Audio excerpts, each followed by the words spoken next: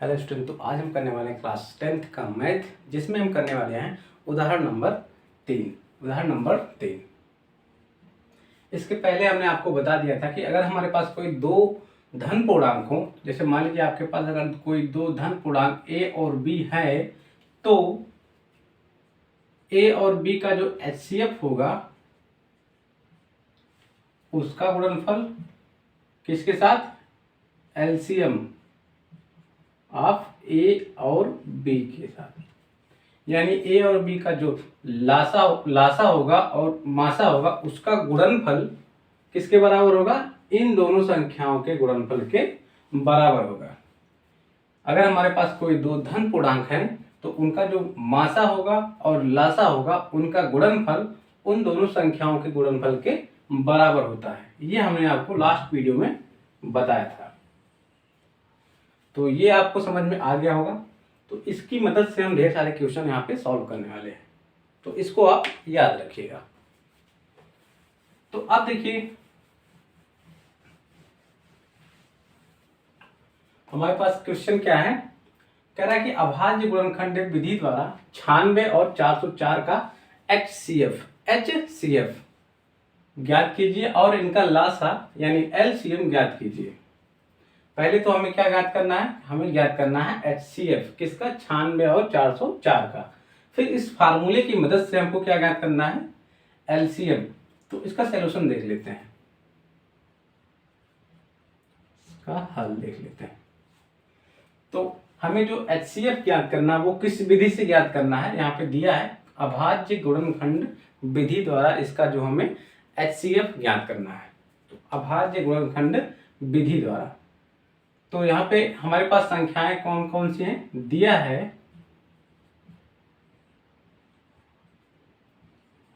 96 और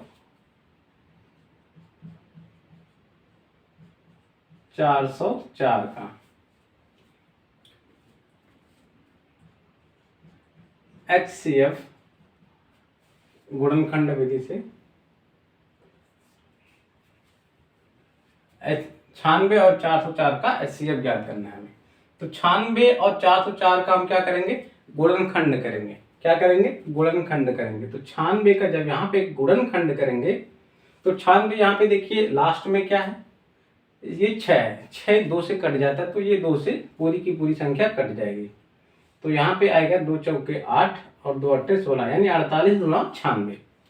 फिर ये भी 2 से कट जाएगा तो यहाँ पे आएगा 24, फिर 24 भी 2 से कटता है तो यहाँ पे आएगा 12, और 12 भी 2 से कटता है तो यहाँ पे आ जाएगा 6, और 6 भी 2 से कटता है तो यहाँ पे आएगा 3, और 3 में जब 3 से भाग लगाएंगे तो बचेगा कितना, 1। तो यहाँ पे हमारे पास जो 96 का गुणनखंड आया वो कितना आया, 96 का जो गुणनखंड आया वो कितना आया, 2 गुणे 2 गुणे 2 गुणे 2, कितनी बार है, 5 बार है, तो यहाँ पे 4 बार हो चुका है, एक बार और गुणे 3। हमारे पास 96 का जो गुणनखंड आया वो कितना आया, 2 गुणे 2 गुणे 2 गुणे 2 गुणे 2 गुणे 3। अब इसी तरह हम 404 का भी गुणनखंड करेंगे। तो 404 का जो गुणनखंड होगा, यहाँ पे देखिए लास्ट डिजिट क्या है, 4 है, 4 2 से कट जाता है, 4 2 से कट जाता है तो यहाँ पे पूरी की पूरी संख्या क्या होगी, 2 से कट जाएगी। तो 2 दूना 4 और 0 में 2 से भाग आएंगे तो 0, फिर 2 दूना 4, फिर यहाँ पे 202 आ गया। तो 202 में अगर 2 से भाग लगाएंगे तो 2 एकन्नम 2 0, फिर 2 एकन्नम 2। अब यहाँ पे 101 आ गया, 101 किसी से नहीं कटेगा या स्वयं से कटेगा, तो यहाँ पे 101 1 हो गया।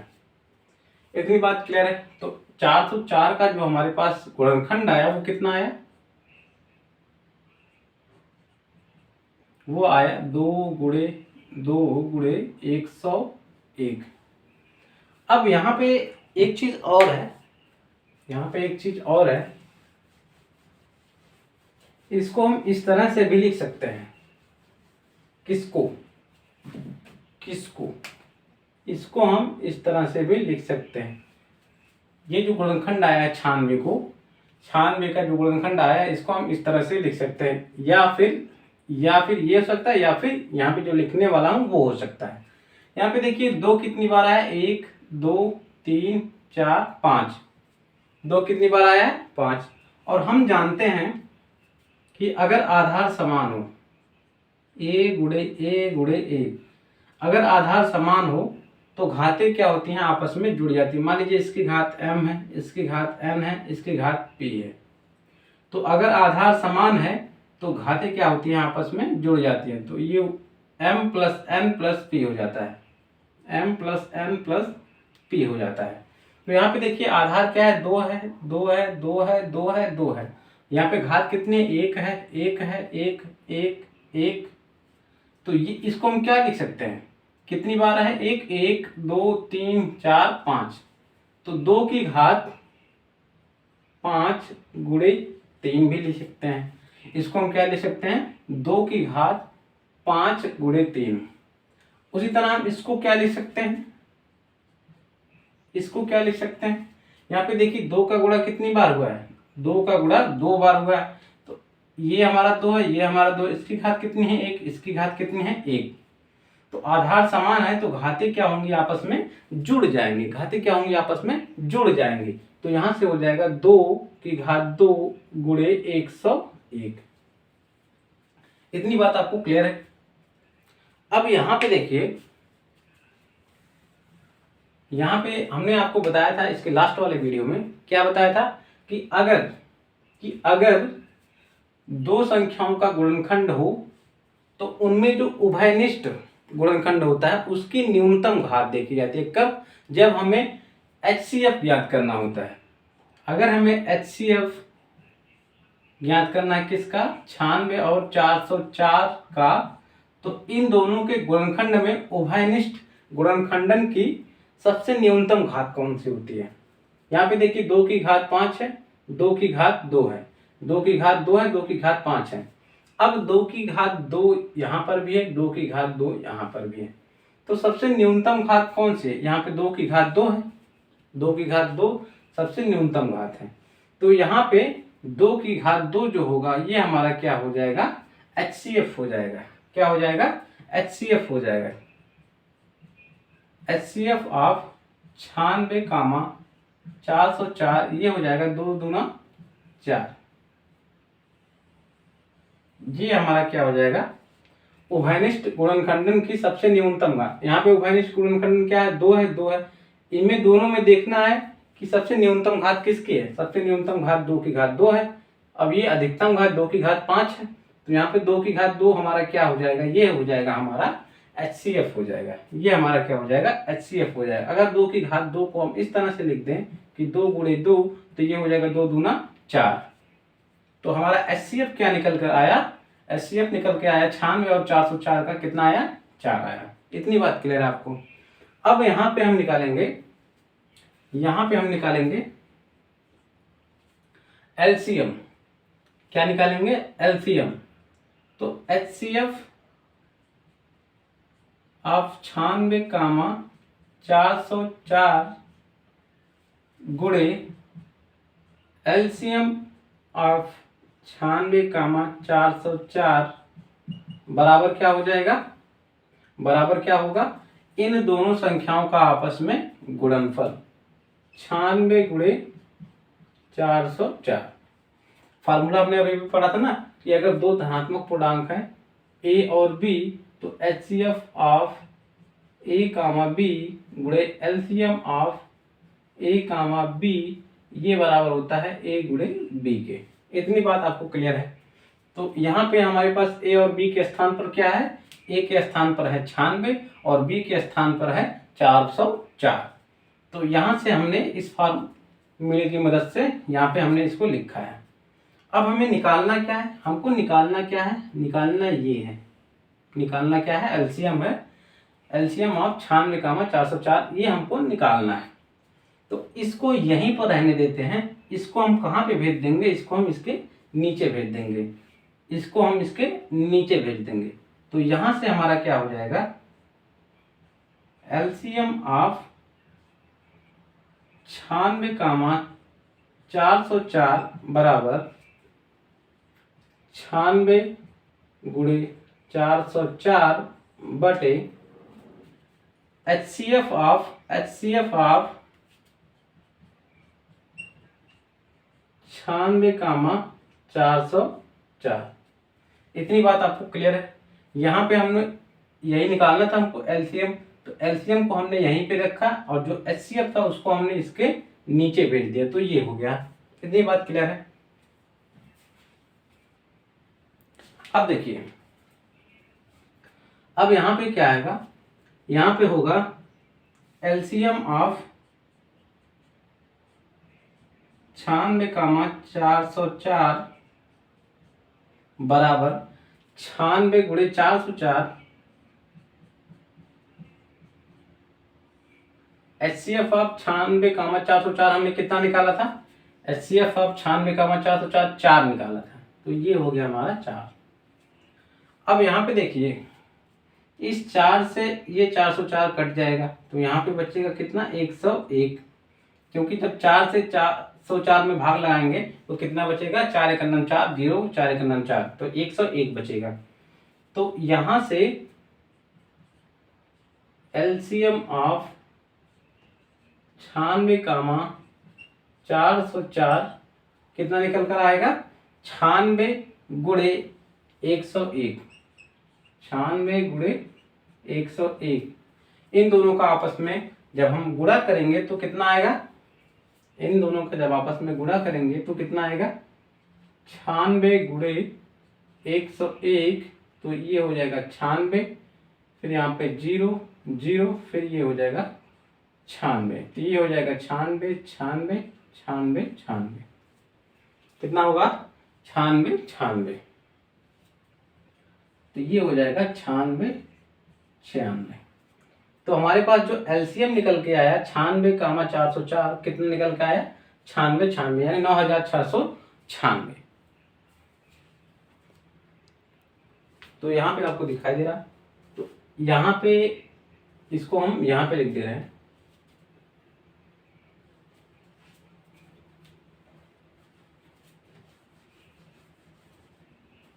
तो यहां से हो जाएगा एलसीएम ऑफ 96,404 बराबर हो जाएगा कितना, 9,696। ये हमारा आंसर हो जाएगा। तो ये हो गया हमारा एलसीएम और ये हो गया हमारा एचसीएफ।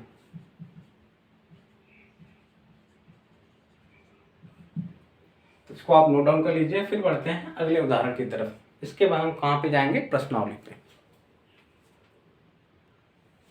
अब देखिए हमारे पास उदाहरण नंबर 2 है, सॉरी उदाहरण नंबर 4 है। इसमें बोल रहा है कि संख्या 6, 72 और 120 का अभाज्य गुणनखंडन विधि से लासा और मासा ज्ञात करना है। किससे, 6, 72 और 120 का अभाज्य गुणनखंडन विधि से लासा और मासा ज्ञात करना है। तो अभाज्य गुणनखंडन विधि हमने पढ़ रखा है। तो संख्याएं क्या क्या है हमारे पास, 6, 72 और 120। तो इनका हम सबसे पहले क्या करेंगे, गुणनखंड करेंगे। तो 6 का गुणनखंड करेंगे तो 2 से कट जाएगा, यहाँ पे आएगा 3 और 3 से कट जाएगा, यहाँ पे आएगा 1। तो यहाँ पे 6 का जो गुणनखंडन आया वो कितना आया, 2 गुणे 3। 6 का गुणनखंड कितना आया, 2 गुणे 3। अब 72 का कर लेते हैं। 72 देखिए 2 से कट जाएगा, तो यहाँ पे आ जाएगा 36। तो हम जानते हैं 36 दूना 72 होता है, 36 दूना 72 होता है। तो ये 2 से कट जाएगा, हम जानते हैं 18 दूना 36 होता है, या फिर 2 से 36 में भाग लगा दीजिए तो 18 आ जाएगा। फिर यहाँ पे 2 9 18 होता है, फिर 3 3 9, फिर 3 3 1 3। तो यहाँ से हमारे पास 72 का जो गुणनखंड आया वो कितना है, 2 गुणे 2 गुणे 2 गुणे 3 गुणे 3। इतनी बात क्लियर है आपको। अब यहाँ पे 120 का गुणनखंड कर लेते हैं। किसका, 120 का। तो ये कटेगा 2 से, क्योंकि लास्ट में 0 है, तो ये हो जाएगा 60, क्योंकि हम जानते हैं 60 दूना 120, या फिर 120 में 2 से भाग लगाएंगे तो 2 छक्के 12 और 0, फिर यहाँ से आ जाएगा 30, क्योंकि हम जानते हैं 30 दूना 60, और 6 में जब 2 से भाग लगाएंगे आएगा 3, फिर 0 में 2 से भाग लगाएंगे आएगा 0। इतनी बात क्लियर है। अब यहाँ पे फिर 2 से भाग लगाएंगे किसमें, 30 में, तो आएगा कितना 15, फिर इसमें जब 3 से भाग लगाएंगे तो यहाँ पे आएगा 5, 1। तो 120 का जो गुणनखंड आया वो कितना आया, 2 गुणे 2 गुणे 2 गुणे 3 गुणे 5। अब यहाँ पे देखिए, यहाँ पे सबसे पहले निकालते हैं HCF ऑफ 6, 72, 120, यानी 6, 72 और 120 का जो HCF आएगा यानी मासा आएगा वो कितना है। तो हम क्या देखेंगे, सबसे पहले क्या देखेंगे कि उभयनिष्ठ गुणनखंड कौन सा है, तीनों में उभयनिष्ठ गुणनखंड कौन सा है। तो तीनों में उभयनिष्ठ गुणनखंड है भाई, यहाँ पे देखिए 2 है, यहाँ पे 3 है, लेकिन यहाँ पे 2 की घात 1 है, यानी 2 एक बार आया है। यहाँ पे 2 कितनी बार आया है, 2 1 2 3 बार आया है। तो हम सबसे न्यूनतम घात देखते हैं, तो इसको हम सबसे पहले क्या करेंगे, घात के रूप में लिख लेते हैं। तो क्या करेंगे, सबसे पहले घात के रूप में इसको हम लिख लेते हैं, गुणनखंड की सबसे न्यूनतम घात देखते हैं। तो ये हो जाएगा हमारा 2 गुणे 3, और ये हो जाएगा, यहाँ पे 2 कितनी बार आया है, 2 1 2 3, तो यहाँ पे 2 आया है 3, तो 2 की घात कितनी हो जाएगी 3, और 3 कितनी बार आया है, 2 बार आएगा, 2 बार आया है, तो यहाँ से 3 की घात कितनी हो जाएगी 2। फिर वैसे यहाँ पे देख लेते हैं, 2 कितनी बार आया, यहाँ पे 1 2 3, तो यहाँ पे 2 की घात कितनी हो जाएगी 3, गुणे में 3 गुणे 5, बाकी सब एक एक बार है तो उसको एक एक बार करके लिख देंगे।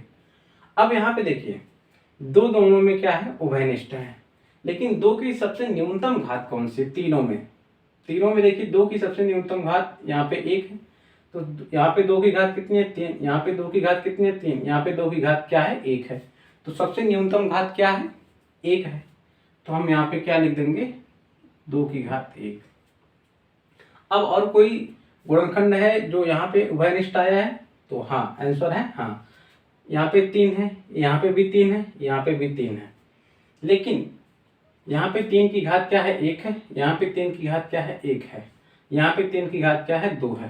तो 3 की न्यूनतम घात क्या है, 3 की न्यूनतम घात क्या है, 3 की न्यूनतम घात है भाई 3 की घात 1, तो यहाँ से 3 की घात 1 यहाँ पे आ जाएगा। और कोई संख्या गुणनखंड के रूप में यहाँ पे उपस्थित है तीनों में, ऐसा तो नहीं दिख रहा है, यानी उपस्थित भी नहीं है। तो हमारे पास यहाँ पे जो HCF आया वो कितना आएगा, HCF ऑफ 6 72 120 का कितना आएगा, 2 की घात 1 का मतलब होता है 2, 3 की घात 1 का मतलब होता है 3, और 2 का गुणा 3 में कर देंगे तो कितना हो जाएगा 6। तो इसका मतलब क्या हुआ, HCF ऑफ 6 72 और 120 कितना आया 6। ये हमारा क्या हो जाएगा, ये हमारा हो जाएगा आंसर, ये हमारा क्या हो जाएगा आंसर। अब इसी तरह से हम क्या निकालेंगे, इसी तरह से निकालेंगे भाई, हम क्या निकालेंगे, इसी तरह से निकालेंगे, हम क्या निकालेंगे लासा निकालेंगे, यानी LCM निकालेंगे। तो ये हो गया हमारा HCF। अब यहां से हम निकालेंगे LCM। तो LCM 6 72 और 120, 6 72 और 120 का क्या निकालेंगे, LCM निकालेंगे। अब यहाँ पे देखिए, यहाँ पे जो गुणनखंड उभयनिष्ठ होता है उसकी हम क्या देखते हैं, अधिकतम घात देखते हैं। क्या देखते हैं, अधिकतम घात देखते हैं। यहाँ पे 2 की घात 1 है, यहाँ पे 2 की घात 3 है, यहाँ पे 2 की घात 3 है, तो यहाँ पे सबसे अधिकतम घात कौन से, जो उभयनिष्ठ गुणनखंड है, यहाँ पे उभयनिष्ठ गुणनखंड 2 है 2 है 2 है, तो 2 की अधिकतम घात क्या है, 2 की घात 3 2 की घात 3 2 की घात 1, तो तीनों में सबसे अधिकतम घात क्या है, 2 की घात 3 है, तो 2 की घात 3 हो गया। अब यहाँ पे देखिए उभयनिष्ठ और कोई है? यहाँ पे 3 है, 3 है, 3 है, हाँ 3 है, 3 उभयनिष्ठ है। और 3 की अधिकतम घात क्या है? 3 की अधिकतम घात क्या है? 3 की घात 2, 3 की घात 1, 3 की घात 1। इनमें 3 की घात 2 क्या है? सबसे अधिकतम घात है। 3 की घात 2 क्या है? सबसे अधिकतम घात है। ये हो गया। अब जो उभयनिष्ठ नहीं है उसको हम लिख देंगे। अब यहाँ पे क्या उभयनिष्ठ नहीं है? यहाँ पे देखिए 5 उभयनिष्ठ नहीं है, तो हम यहाँ पे 5 का गुणा कर देंगे। इतनी बात क्लियर है? इतनी बात आपको क्लियर है? अब हमें कुछ नहीं करना है, बस 2 की घात 3 है तो 2 गुणे 2 गुणे 2, और 3 की घात 2 है तो 3 गुणे 3 गुणे 5। इनका क्या करना है? आपस में गुणा करना है भाई। कितना? 2 दूना 4, 4 दूना 8, और 3 तिया 9 और 5। यहाँ पे देखिए 8 का गुणा 5 में करेंगे तो कितना हो जाएगा? 40 गुणे 9, और 9 का गुणा 40 में कर देंगे तो कितना हो जाएगा? 9 चौके 36, तो 360 हो जाएगा। तो एलसीएम हमारा क्या निकल के आया? एलसीएम ऑफ 6, 72, 120 क्या निकल के आया भाई? क्या निकल के आया? 360। 360 निकल के आया।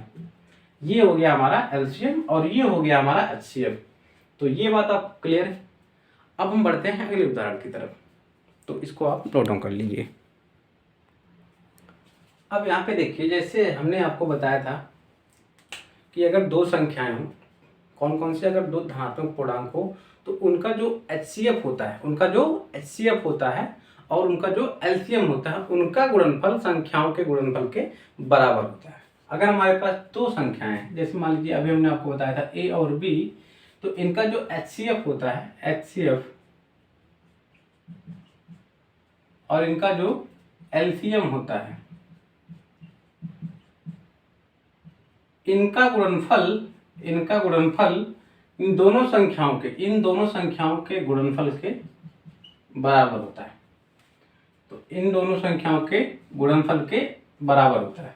लेकिन अगर हमारे पास 3 संख्याएं हो तो क्या ये नियम अप्लाई होगा? सोचने वाली बात है। अगर यहाँ पे 3 संख्याएं दे दी है ए बी सी, तब क्या HCF of A B C और LCM of A B C बराबर होगा ए गुणे बी गुणे सी। यानी एचसीएफ और एलसीएम तीनों संख्याओं का जो गुणनफल होगा, तीनों संख्याओं का जो एचसीएफ होगा और तीनों संख्याओं का जो एलसीएम होगा, उनका गुणनफल तीनों संख्याओं के गुणनफल के बराबर होगा या नहीं होगा। तो यहाँ पे दो संख्याओं के लिए ये तो नियम अप्लाई होता है, ये तो सेटिस्फाई होता है, लेकिन 3 संख्याओं के लिए ये नियम अप्लाई नहीं होता है, ये सेटिस्फाई नहीं होगा। यानी इनका जो एचसीएफ होगा और एलसीएम होगा, इनका गुणनफल तीनों संख्याओं के गुणनफल के बराबर नहीं होगा। तो ये इंपॉर्टेंट बात आपको बतानी थी। यहाँ पे इसको लिखेंगे कैसे कि तीन संख्याओं का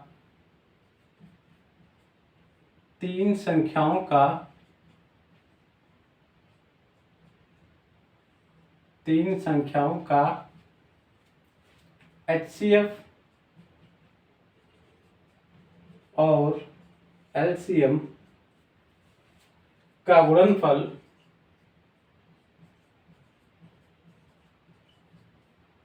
तीन संख्याओं के एचसीएफ और एलसीएम का गुणनफल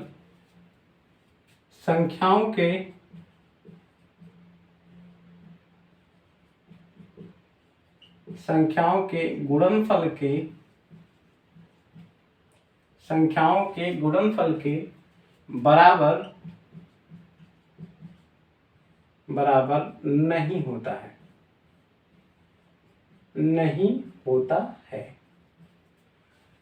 तो यहाँ पे क्या हमने सीखा कि 3 संख्याओं का जो एचसीएफ होता है और एलसीएम होता है, वो संख्याओं के गुणनफल के बराबर नहीं होता है।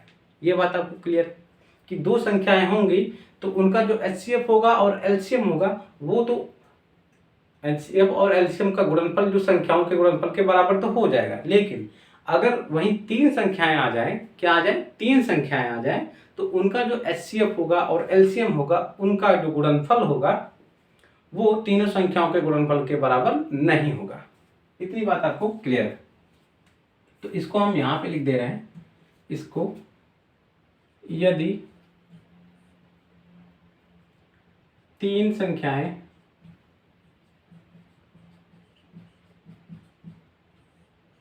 ए, बी और सी है तो HCF of A B C गुणे LCM of A B C, ये इनका जो गुणनफल होगा वो ए गुणे बी गुणे सी के बराबर नहीं होता है। तो इसको आप नोट करके लिख लीजिएगा, और आपको इतना ही केवल नोट करना है। कितना? इतना। तो इस वीडियो में यहीं तक, इसके बाद मिलते हैं नेक्स्ट वीडियो में। नेक्स्ट वीडियो में हम आपको करवाएंगे प्रश्नावली 1.1 के सभी क्वेश्चन।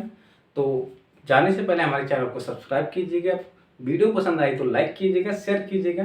Thank you.